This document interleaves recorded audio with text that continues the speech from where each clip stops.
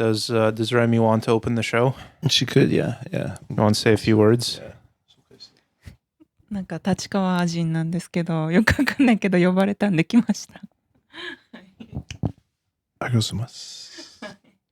Okay, I think we're back in the land of Cheers. Ikebukuro on a Friday night. It's quite rainy and windy out there. Quite atmospheric, would you say? Quite atmospheric, yeah. This typhoon is in the air. Typhoon Or was Ampil, what they call it. What's that? What was the name of the typhoon? They gave the name. Oh, they gave it a name? Barely pronounceable name. I wasn't really paying attention. Ampil. Ampil? Like an English name or? Typhoon 7. I think it can do with just a number. Ampil. Ampil. Don't know who came up with that, but that's what it is. Who named it that? I have no idea who names weather events. I'm not sure. Okay, yeah. It is. Well, I mean, there's like Hurricane Katrina and that was a famous one, yeah. Hurricane Andrew or whatever. But typhoons. I didn't know they were naming typhoons. Really, that's an interesting one. But is that supposed to be a person's name as well? Ampil doesn't sound like one. Yeah, it sounds like a pharmaceutical or something, like some. Typhoon number 7 brought to you by Pfizer. Yeah. That's what it sounds like, right? Yeah. Doesn't sound like a person. Have you seen that streetwear brand called, I want to say it's like Cyprex or Cypril or something? Cypril? No. Is it recent? I've only seen it recently. My coworker actually pointed it out, but it's like it looks basically like the Viagra logo or something. It sounds and looks very looks like a pharmaceutical for some reason. Yeah, they're just using the same fonts or whatever. Exactly. And the kind of shape plus italic word over top of it. It seems like something that 90s streetwear would like sort of do. It has that vibe. Yeah. It had, I guess there was some pharmaceutical fashion crossover there with like some raver kind of fashion as well. Yeah, was doing that too. It sounds like something that could be out and about. Yeah, kind of maybe vapor wave looking. But yeah. There's like heavy stencil kind of fonts where it's like looks like a medicine pack or whatever. Yeah, like the same font for a prescription package or something. Yeah. I'll try and point it out next time I see it. I've seen it a few times. I'm surprised anyone's wearing it, but probably kind of throwback 90s raver look or something. Where did you see it? You just saw it station. You just saw it around the station. Yeah, okay, on the street. Yeah. But they have a shop in Harajuku, I believe. Okay. Yeah. Interesting. Yeah. What sake is this? What are we drinking? I don't know. I'm not really sure. It was just pretty bargain basement kombini to your sake. Seems to do the job. Yeah. It's pretty it's not bad either. It's not too bad. Yeah. Right? Like cheap wine can be a bit offensive, but this is actually quite pleasant. Yeah. I feel like the gradient for sake is probably more forgiving. Like if you're scraping the bargain basement too much with wine, you kind of know it, but I feel like sake probably is more forgiving. Isn't that all bullshit though as well? Like haven't they done the thing where they like serve $10 wine to connoisseurs or whatever and they can't tell the difference? I don't know. I definitely feel like there's some difference with really cheap. Was it like the recompounded wine? Or there's some like, if it gets too into homeless tier wine, I feel like there's kind of a noticeable dip off. But sake, I haven't really noticed an undrinkable sake, I guess, or a sake that was not. Have yet to find one you was too conquer. Too awful, I guess. I mean, there's some that there definitely is some quality differential, but I don't know if it's. I do think it's more maybe forgiving than wine. Yeah. In other Japanese cultural items, I watched Gozu. Oh, okay, really? Yeah. Yeah. What did you make of it? It's pretty out there, I guess. I don't know. Yeah. It's one way to describe it. Yeah. Yeah, it was good. Like, I mean, they're very good at building tension. Yeah, I guess yeah, that's yeah, probably like the main thing that they showed off really well. Yeah. A bit formulaic, maybe. Do I sound normal to you? I'm trying to figure out if it sounds any different. Sounds fine. Okay. Doesn't sound It's like every social interaction is as awkward as possible. Yeah. I think I think like from the benefit of hindsight, I mean, I think he's following the David Lynch playbook pretty hard. He's definitely doing that. Yeah, okay. Yeah, it's just like it's like normal-ish situations with the awkwardness cranked up to 1,000. Yeah, just over and over. Followed by, something menacing happens, followed by a humorous break. Like it has that kind of David, like Twin Peaks. Yeah, I think it's just David. I haven't seen Twin Peaks. David Lynch formula is basically that. Yeah. It's like they're having a cherry pie and coffee, and interaction with the clerk is kind of weird, and then something not like kind of weird. It's like very maxed strange. out weirdness, right? And then something threatening happens, and then something funny and normal happens, and they kind of just repeat the tier. What stood out? I mean, it's basically it's full of plot holes, right? Like it doesn't stand up to any scrutiny, right? It's very much style over substance, and the style is good. Like it's very Japanese and very tense. But like the substance, like if you were like, I'm just like, if I were the main character, I wouldn't like, I'd leave the the hotel ass out of there. right? Yeah, like, just get out you of wouldn't there. just lie down and sleep in the hotel where like the elderly like innkeeper entered your like bathroom while you were showering, is lactating, right? And like the whole thing. It's like unbelievable, basically. Yeah. I think there is like some deeper stuff going on with that movie, but I mean, it has that sort of like Orpheus vibe where he like goes into this sort of underworld and then is trying to bring, I can't remember the plot. I think he's like trying to bring his friend back to life or something, or it's basically the one like guy, they're in the Yakuza and his brother, they're brothers, right?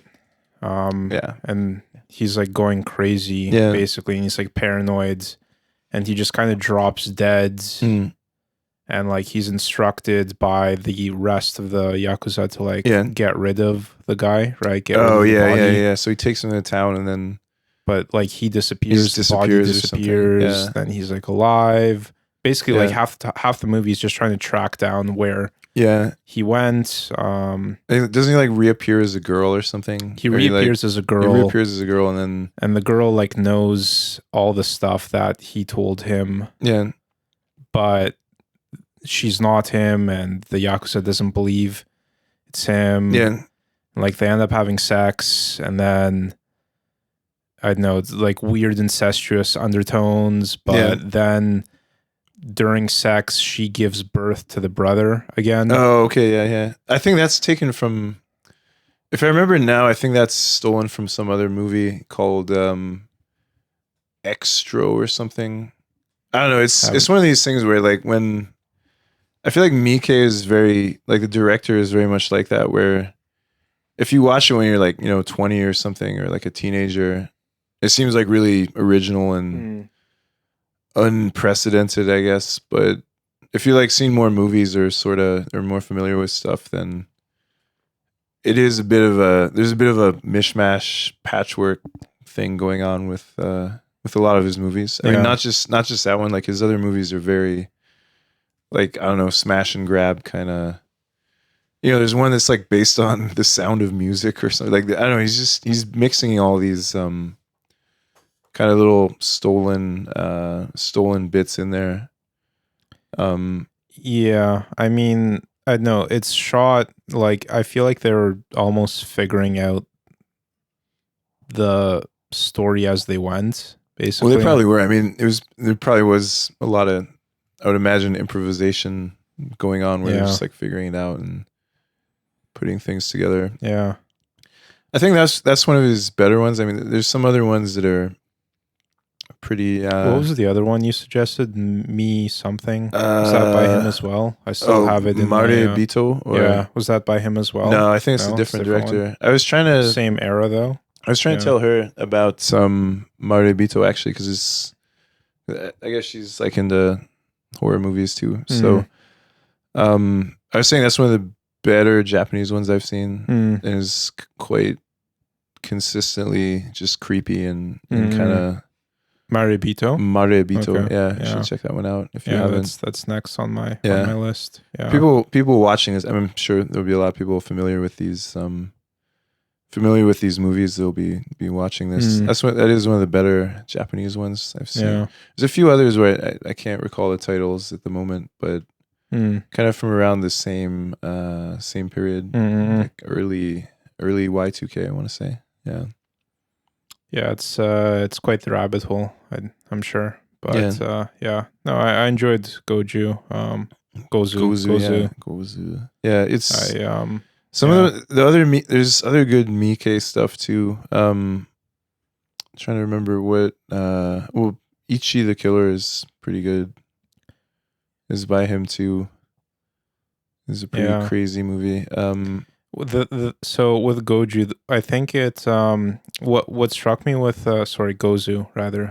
I don't know the kanji, so I don't have anything for that. It's just like cow head. Yeah. So because there's that.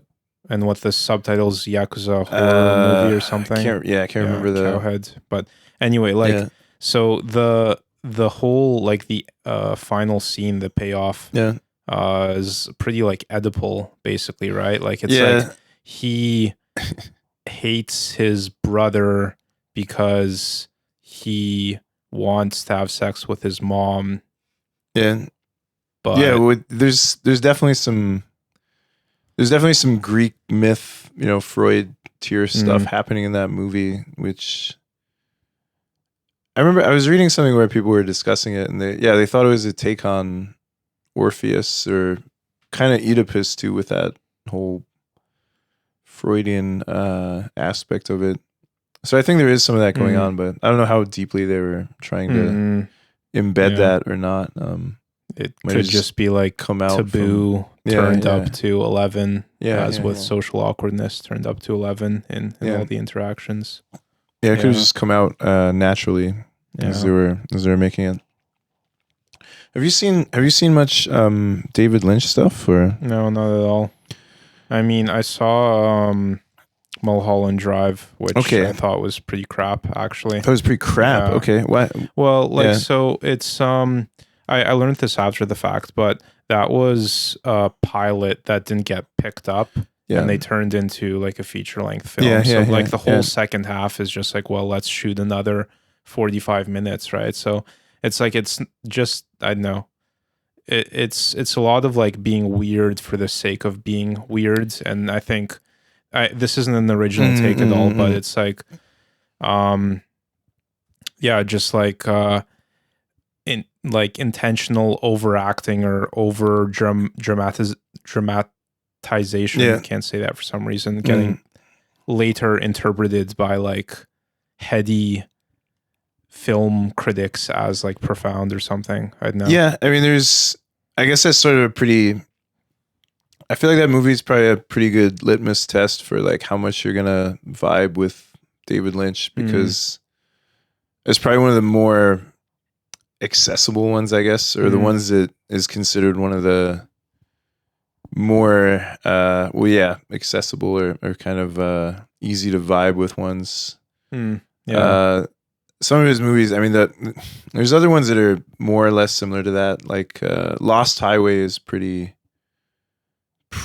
similar to Mulholland Drive, and so I mean, I suspect you would probably have a similar reaction to Lost Highway if you saw that one. Again, this might be a Zach Amico quote, but like, I'm glad he exists, but I don't know. Like if I necessarily like his work. Vibing with it that much, There's some. I mean, like Twin Peaks. I feel like Twin Peaks is worth watching, but even people who like it admit that there's like places where it does just get weirdness for weirdness sake, and just kind of. Is the plot cohesive, or is it just full of holes? It's a good question. I mean, it's a very hard. That's a no. It's a very hard question to answer. That sounds like a no. It's a difficult question to answer. Certainly, it's very elaborate. I mean, they're not just.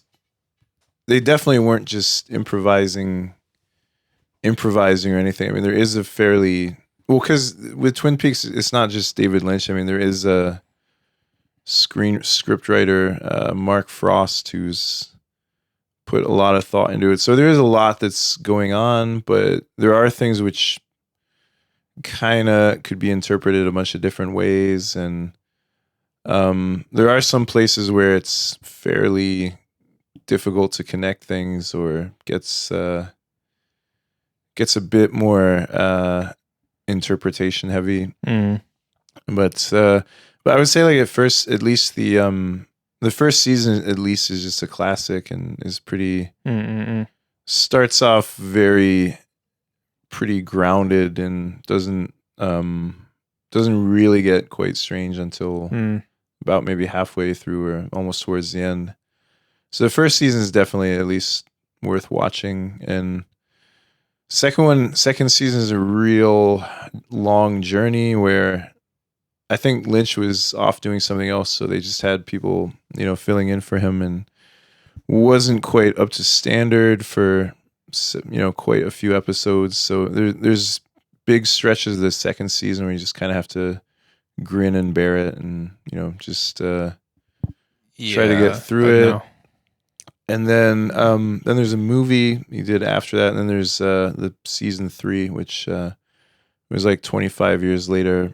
And season 3 is just it's hard to even describe. I mean, it's certainly very strange. It's almost like I forget how many episodes, but it's the equivalent of just like a 18-hour movie, if that makes any sense. I mean, there are distinct episodes, but it's in practice it's a bit hard to tell them apart, or like when things are ending or starting, and it just kind of turns into this big 18-hour movie where certainly very strange and lots of things are happening, and some of it is very wild, very out there, like makes Gozu look pretty normal, like just completely cracked out things are happening. Yeah, I know. It's all sounding very like style over substance, which is fine, but there is stuff under the surface. I mean, there is a lot there's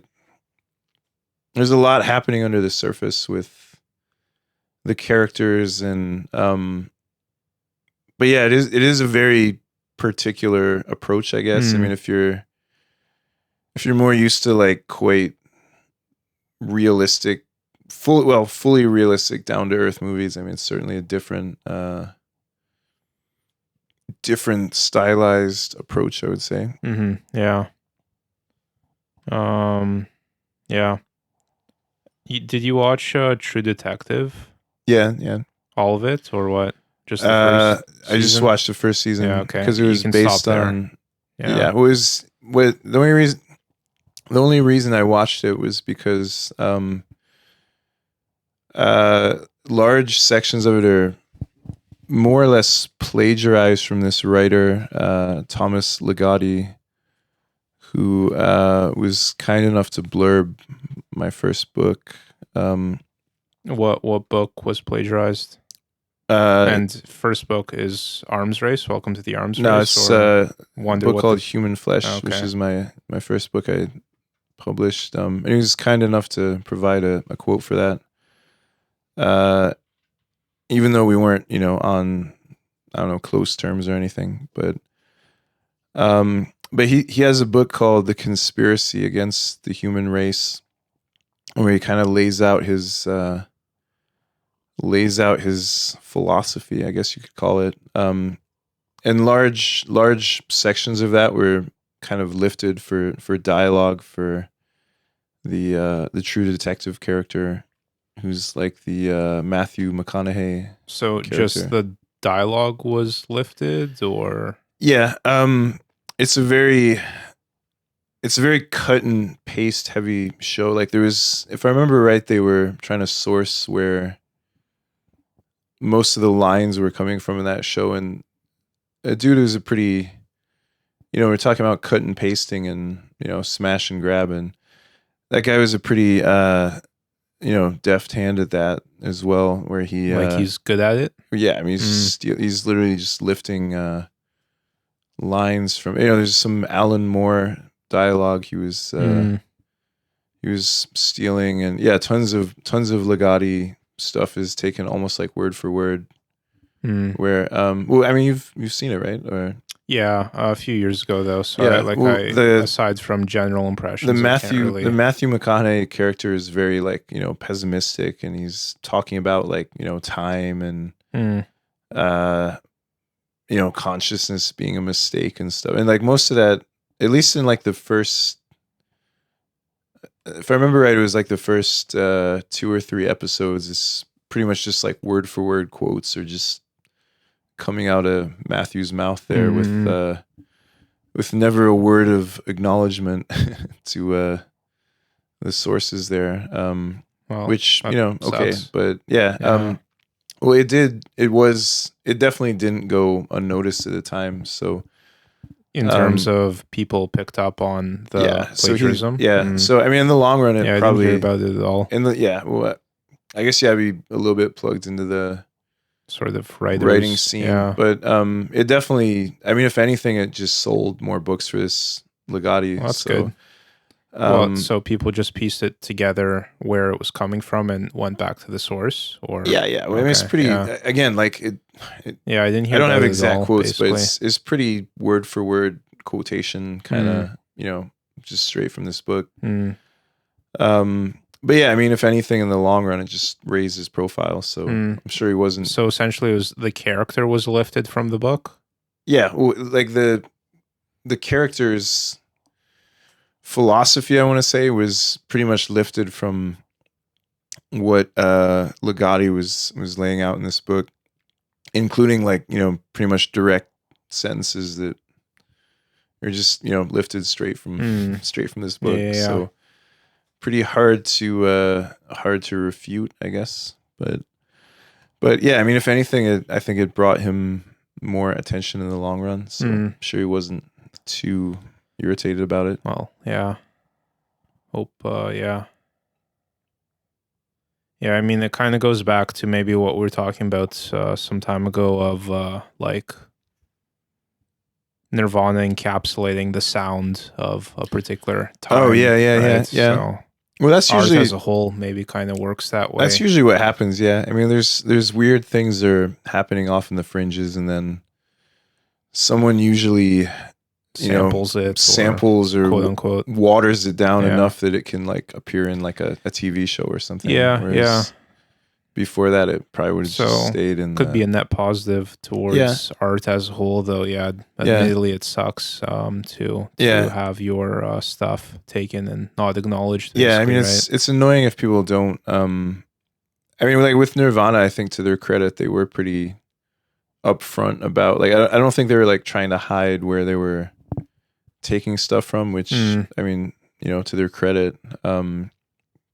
But I think the True Detective guy was trying to play a bit fast and loose and obscure where he'd obviously gotten stuff from. But but I thought it was well done. I mean, I watched it when it came out just because of the Legati connection, but I thought it was well done. I mean, I think most of it was probably down to the director. Who was quite, was his name Fukunaga or something? I can't remember exactly. He's a quite talented director who I would say probably got the lion's share of credit for making that. You nailed it. Kari Joji Fukunaga. Yeah. Yeah, he's a Sorry, remind me, who is the writer? Can't remember. No, the of the book of Conspiracy Thomas Ligotti. Okay, Ligotti. Yeah, it was and it's Pizzolato. Oh yeah, Pizzolato, yeah. Yeah, Ligotti. and Interesting. I think most people would agree that he hasn't really done much. Well, yeah, I mean, Pizzolato hasn't really done much that's up to standard since. He wrote the other seasons as well, right? Yeah, and those basically sucked. I think So I think he's probably was. So once you're done, just for one hit, I mean, he was able to steal enough stuff that kind of worked with that director behind it. I honestly think it was just the director, because I think in a different director's hands, it could have just been really cheesy and not really that compelling. But I think he shot it in a way where he kind of made it work and got some good performances out of the actors there. Yeah. So yeah, I mean, I enjoyed it. I thought it was a good season, but doesn't seem like they've been able to, replicate it. No, I peeked at the subreddit, and it seemed to basically just turn into a hate watch thing. Yeah. Where your fans spitefully consume your content. Yeah. Which I don't know. It's weird. It seems to happen with I don't know, certainly podcasts, where the fan base basically eventually turns against people who hate watching podcasts. It's just so weird. Like, why would you? So it's a good question. It's a good question. Like, get that into it where you're like comparing it to earlier forms of itself, I guess. I mean, it doesn't do podcasts have like arcs or anything? I mean, they don't really like. Well, kind of in the like life arc of the hosts, I guess. Okay, right? Yeah, where they are at what point in their life, I suppose. Yeah. But yeah, I mean, it's I don't know. You start like parodying the content, I suppose, right? Yeah. I guess if it goes on long enough, it probably turns into that. Or, but yeah, I mean, if it's loyal fans, then they're probably still tuning in. Yeah. As long as you buy the merch and show up to the shows, then I suppose all good. I'm still getting hits for it, right? Or I'm still getting. Well, it's like Joe Rogan's subreddit is like ridiculously anti-Joe Rogan. Oh, really? Yeah. I thought they would just be like worshiping him. Nah. Really? It's all like he's not funny anymore. Are people hate watching Rogan? Basically. That's such a weird. But I mean, it's also it's the distinction between commenters versus people watching, because like for every one person, being what's the word? Sassy or whatever in the comments. There's probably another 20 that are just passively just watching and being like, awesome. Another great episode. Passively watching it. Yeah. I think Rogan has some interesting stuff. I mean, I don't want to talk too much about him, but I think he does give a platform to a lot of pretty stupid or mid-level kind of stuff. But I was trying to figure out if he basically lets talent agencies pay him for appearances, because like he says he's interested in everyone he talks to, but sometimes the vibe is kind of like, this guy got a booking deal or whatever you want to call it, where he basically just paid to I'm sure be a good way to make some cash, right? If you get I mean, if you have something to plug, basically it's going to be the largest audience outreach, period, right? Pretty much, probably the most influential media outlet anywhere. Interestingly. But yeah, I mean, it's just after watching a few episodes recently, like I have noticed that he is more aware of the fact, I guess, that like he'll call out basically when he fell for some fake Twitter post or something, or like he'll say try something, to fact check a little bit more. Quite aggressively, actually, probably more aggressive than else. Because I mean, I haven't watched it in, I don't know, a few years or something, but I remember when I was watching it, he just seemed to be basically just giving everyone a free ride to come on and, you know, say whatever with, you know, spark up a joint and just, well, you know, like not call anyone well, out, yeah, I mean, you know, basically. just any, you know, dinosaurs are from Mars, you know, vaccines give us telepathy, or, you know, just literally any ridiculous take with minimal, you know, intervention, I guess, or minimal calling anything out, I guess, you know. I mean, part of that's being an interviewer, I guess, right? Like you can't have that show if you're aggressively fact checking.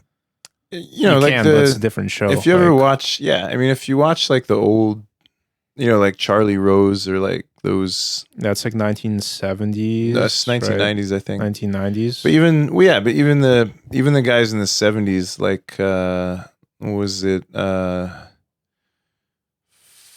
Firing Line. I'm trying to remember. But these were like late night talk shows, basically. Well, yeah, but they would interview someone in reasonable depth for about an hour, and they normally would sort of call them on anything.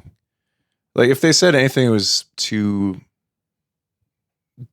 kind of, I don't know, outside of consensus reality, I guess, then they normally would sort of, you know, challenge them to some degree, or at least you know, kind of make them, I guess, justify it or back it up a little bit. And they're quite intelligent too. I mean, Charlie Rose is was definitely not, I don't know, intellectually inferior to most of the people that he was having on, who, again, were like, you know, pretty deep level, I don't know, scientists or writers or political figures or whatever. So I mean, he was keeping them on their feet, I guess. Yeah. He wasn't just giving them a free joint or whatever, you know, license to say whatever shit came into their head, which, you know, I guess is entertaining. Yeah, but no, it's a different time. It's a different genre. It's a different time, but like it's still like I think there's maybe. I mean, I don't think network television is necessarily the ideal model either, but I think they're kind of both extremes. Yeah, right? yeah. Like large production with a lot of interests and financial backers versus like small operation where pretty much you can do anything. Yeah, and I think it's good that if you can give like more of a overall platform, but it does sort of create that, I don't know, content sink, I guess, where you might have to get like 30 minutes into something before you can even just be like, this dude's just a crank, or, you know, this is like, you might have to actually. But like, you can make that decision, right? Well, true. Yeah. I mean, so there's which that is kind side of the it. beauty, rather than having some corporate interest decide that curated. Yeah. But I never, with some of those people, and I'm blanking on this dude's name. I want to say Henry Cavill, but I think that's the Superman actor. There's some other famous interviewer in the 70s that I usually felt like he would give anyone he interviewed a pretty hard time, regardless if they were, you know, like left wing or right wing or where they're coming from. But and kind of same thing with Charlie Rose. Like I felt like he would usually present some sort of challenges. I mean, I'm not saying Rogan doesn't do that, but certainly in more of a, I guess, compressed time frame versus like 3. I mean, if you got 3 hours, then, you know, could kind of go anywhere, and you might end up totally off on a tangent or something. But which is where it usually ends up, right? But if you're limited to, like, I don't know, 26 minutes or something, you're probably gonna and if you need to slice in commercials, well, that's usually the way it went down. There's some astonishing interview shows from like the 60s and 70s. I want to say, I think it was Firing Line was one, and there was this other late night. I'm totally blanking on the name. We'll have to maybe add it later, but in like a subtitle or something. But some of those dudes, they're definitely pitching things at a very high level, I want to say, of thought compared to maybe most. Yeah, most well, I things know it's now. been a race to the bottom in terms of content as a whole, arguably, including, I know, TikTok or Reels or whatever. Yeah. I mean, certainly the like least effective medium for discussion is the talking heads on CNN. Yeah. You know, they'll have the 4 experts, quote unquote experts rather. Try and argue or solve some huge global issue in like 4 minutes or something, right? Where like everyone's just talking over each other and there's no room for discourse at all. Oh, okay. So it's Dick Cavett. I was thinking Cavill, but the Dick Cavett show where, I would recommend people watch this if they haven't, because it just kind of provides a window into, I guess the level. Yeah, I guess just like the level at which things used to be sort of pitched at for Dick Cavett for show. content. Yeah, okay. So I've mentioned to you Cumtown previously, right? And I'm not sure, you don't watch podcasts or consume much content, but like, are you aware that they basically became a different show? Did I tell you about this at all? No. So yeah, like the 3 Nick Mullen, Adam Friedland, and Stavros Halkias, they did Cumtown for like 8 years and made like insane money, like basically infinite money glitch IRL. Sounds good. Yeah, sounds good. Like again, set up probably like, I mean, they didn't even do video, right? So it's just 3 guys riffing on mic in a living room.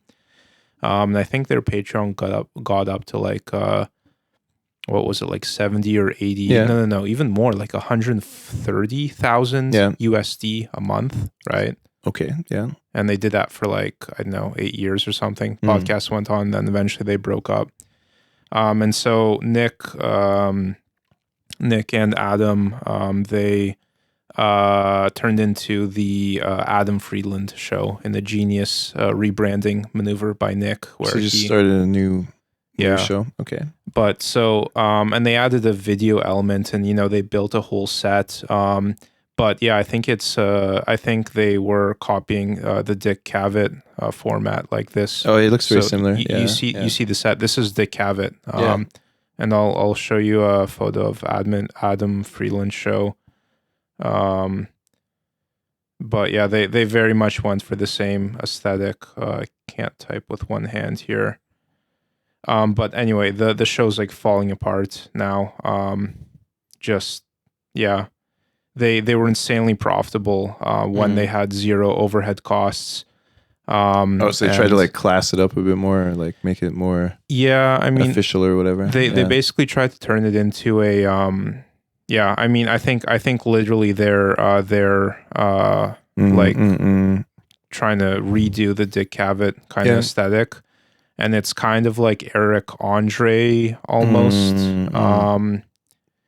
Like it's almost like a mock interview, and some of the interviews are actually good. Like I think they had who was the CNN guy, Chris Cuomo, or is it his brother?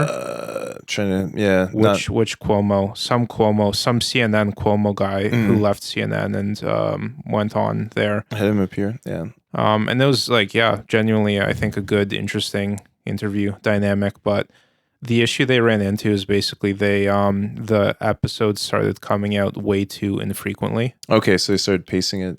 Yeah, but there was no pace, right? Like it was just really like I don't know, like circumstantial how often stuff would come out, and they weren't funny anymore, and like the whole thing just kind of fell apart and stopped working, unfortunately. Yeah, I mean, if you've already made bank, then does it really matter? I think they sunk a lot into the new production. They put a lot of overhead into it. Okay, yeah. But yeah, I mean, I don't know. It's like, it's good to see them. I think they're really sick of their original format. Like, I think that show kind of ran its course. Yeah. So, you know, it had to go some other direction, but I mean, it seems that they reached the dead end.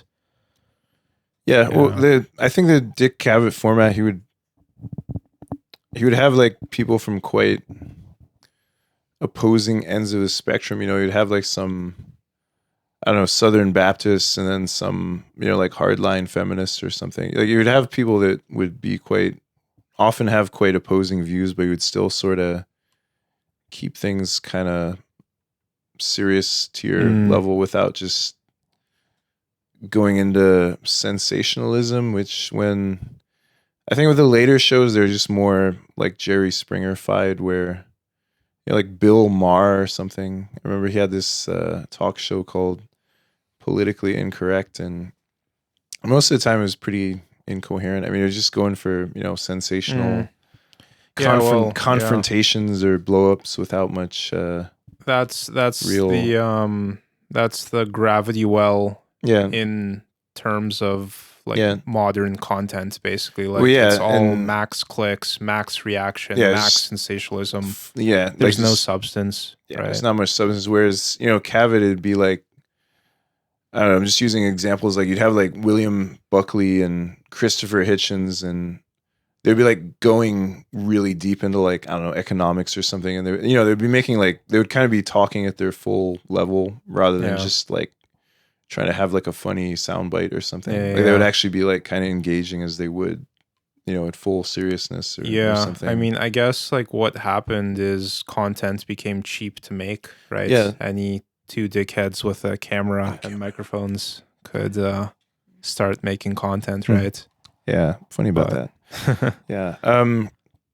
So, but I do think there was that effect of like, Jerry Springerification and in the 90s where TV became very much just about, spectacle versus over any kind of substance, really. I mean, I guess there'd always been an element of spectacle, but I think the talk shows in the 90s just became so much about manufactured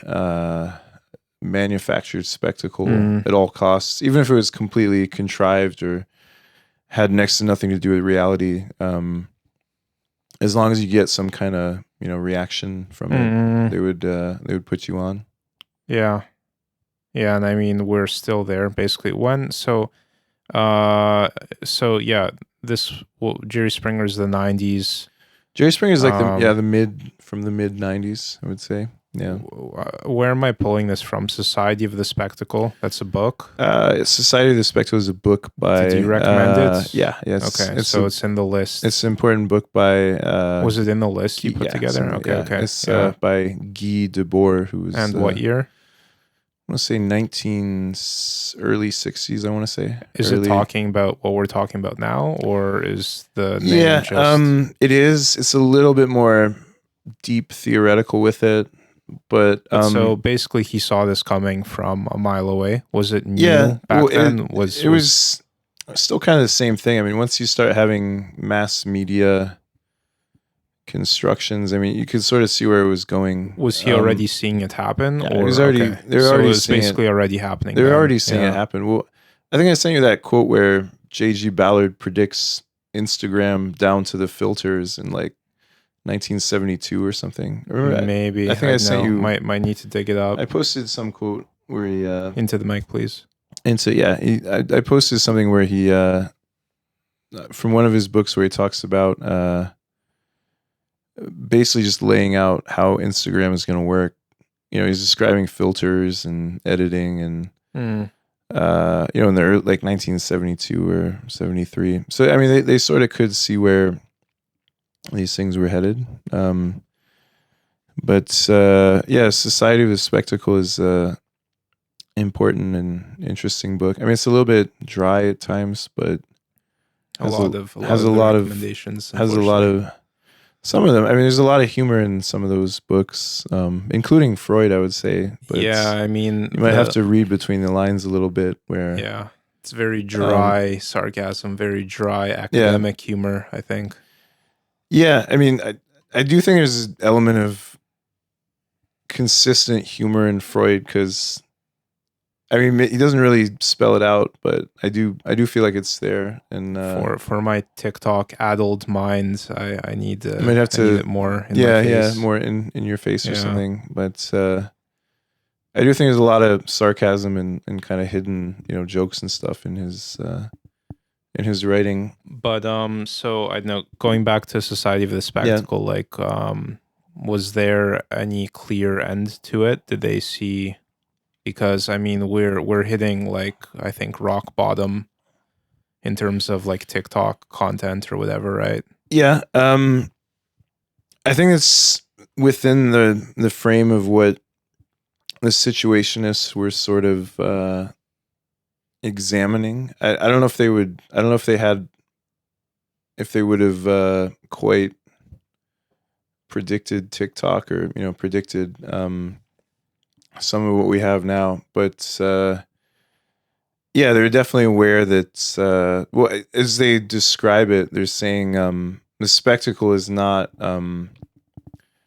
it's not images or video or whatever as such. It's a social relation mediated by images.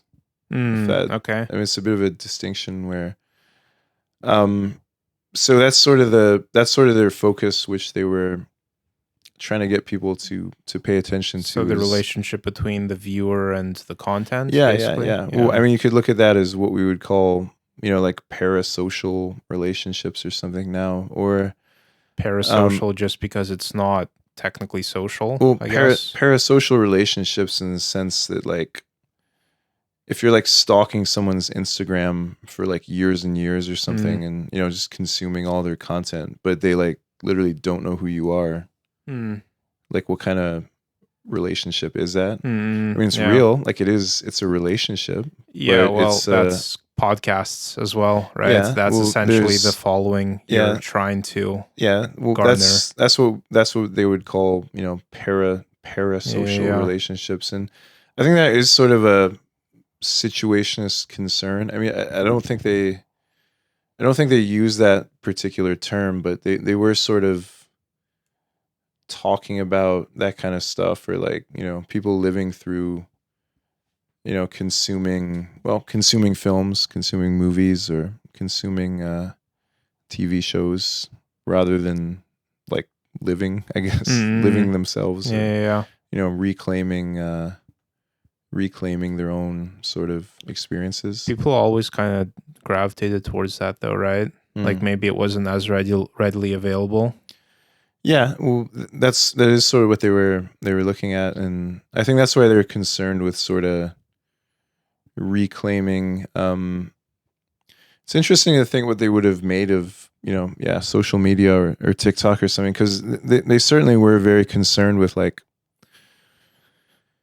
I want to say, like, hijacking, filmic equipment, and like plagiarizing films and like dubbing over them and trying to like break them into something that maybe they weren't really originally intended to be. So that's what they did with most of their films. They would just like take a video track and like overdub their own audio and like re-edit it and turn it into like some commercial for Marxism or something, when originally it was like a, I don't know, cowboy movie or something. And, they're just changing the dialogue to talk about, like Sartre and Marx and everything. And, you showed me that Japanese movie that was that one's dubbed over. I think that was kind of the best one, where it's like some Japanese porn from the early 70s or something, and they turn into this like class struggle, some like softcore film or something. Yeah. So I mean, they're doing a lot of stuff like that, which I guess by current standards is a little bit outdated. It's like, well, okay, you could, you don't really, like, anyone can record and release things so easily now that you don't really have to like make much of a special effort to do something like that. And as they were saying, a lot of these techniques get, recuperated, as they would call it, where it just gets absorbed back into the machine, right? Where, it might be revolutionary the first time around, but by the time you get to the fifth time, it's just like a new Coca-Cola commercial or something that kind of does the same thing. And the one that I'm originally familiar with was, I mean, I didn't watch it, but what's it called? Room 503 or something. And it was The Shining, but they dubbed over it and they're talking about the moon landing being staged. Oh, really? Okay, yeah. I mean, that does sound like something the Situationists would do. I haven't seen that particular one, but it was like, if I'm not mistaken, it was part of some lawsuit basically where they were like, "Is this plagiarism?" Because you're essentially playing the whole film, right? Okay, yeah. And I think, if I'm not mistaken, it's been so long since I learned about this, but I think they ruled that it's fair use, that it's like it falls under satire or something. Okay, yeah. But weirdly enough, like now, if we were to watch some other YouTube video and react to it, then like we would get demonetized for it. Oh, really? Yeah. Very often. But is that just YouTube internal rules or something? Could be YouTube internal rules, yeah. So maybe legally it's still covered under fair use or whatever. Yeah. But I mean, I'm sure they could demonetize you. I don't know if they could like sue you just for creating that or even probably not distributing it, maybe. But yeah, in today's world, getting demonetized is pretty similar. The equivalent of getting sued, basically, right? Yeah. Kind of similar. Yeah. Yeah, I mean, I do think that book is outdated in a lot of ways, but it still cuts deep enough that it's worth seeing where things come from or what how people were reacting to stuff at that time, or trying to sort of imagine where it might go. Because I mean, I don't think they would be terribly surprised by where things have gone. I mean, they, other than Ballard, I mean, they weren't really. I don't think they were really visualizing like TikTok in great detail or whatever. But it does sort of feel like something they could have imagined at the time. Yeah. Yeah, I mean, it's interesting. Do you remember Vine at all? Yeah, it was like a proto. Did you use it? Proto YouTube? Not really. No, it wasn't proto YouTube. It was proto TikTok. It was proto TikTok. Okay, yeah. It was like 7 seconds video clips, basically. Okay, so even Instagram, shorter. but with like 7-second video clips, basically. Okay, yeah. But yeah, it was like it was one of these like viral apps that like blew up. Like suddenly everyone wanted to use it, and then like I don't know, 6 months later, it like disappeared. It was just over. Yeah. But that was like the first video kind of smartphone social media app that I remember. There might have been another one, but I mean, basically like Instagram kind of feed. I mean, Snapchat already existed, but that's very different in terms of experience, user experience. But yeah, disappeared, and then 6 years later or something, like Instagram adds videos and everyone hates it at first. Yeah. So it's interesting for it to like disappear and pop back up like that. Well, I guess like people probably saw the potential, but it just like has to be integrated a certain way. Even things like Facebook, I mean, I remember when they were like starting to bring in the stories and more video stuff, and there's a huge pushback at first. I mean, people were like, what are you doing? It's not a video platform or whatever. Yeah, but clearly it is, I guess, right? Like clearly everything's a video platform fundamentally, right? I mean, I remember Instagram, the first thing they added was IGTV. Do you remember this phase at all? Ooh, I wasn't. I haven't even been on Instagram that long comparatively. Like I think this was while I was already in Japan, so like within the last 5 years. Maybe slightly before that, maybe. Because it's not ringing a bell, but so it was like long form video content. They wanted 5-10 minute videos, right? And everyone thought that was like super weird. But basically they pulled that, and that became Reels eventually. I guess first it became video posts, and then it became Reels. Or I can't remember the order. It doesn't really matter.